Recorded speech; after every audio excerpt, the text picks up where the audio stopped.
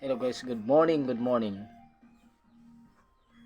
Mayroon po akong babahagi po sa inyo. Isa po itong depensa sa katawan sa isang tao. Ako ay bilang spiritual healer na gumagawa po ng panangga sa katawan ng isang tao. Ito po, sa grapa po ito.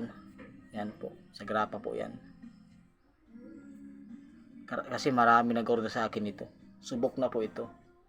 Basta mayroon ka nito, ililigtas yung sarili mo o kaluluwa mo sa anong mangyari sa buhay mo. Punta ka ba sa maling lugar? Ito po ay daladala mo.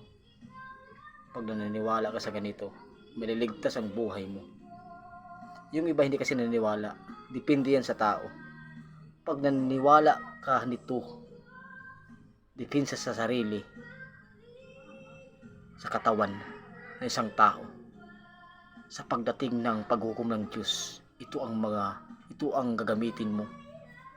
Basta ang paniniwala mo sa Panginoon. Kailangan magdasal ka palagi at hihilingin mo ang kapangyarihan niya na basan po ang grapa na ito. Sa pagdating ng panahon, ito po ay ililigtas ka nito.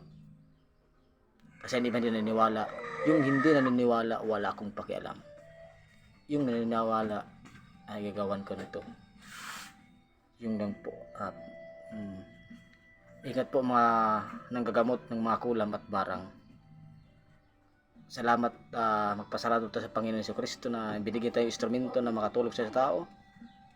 At ito na ginagawa ko ngayon, depensa po ito sa lahat all around. Salamat, God bless po sa mga nanonood sa aking video.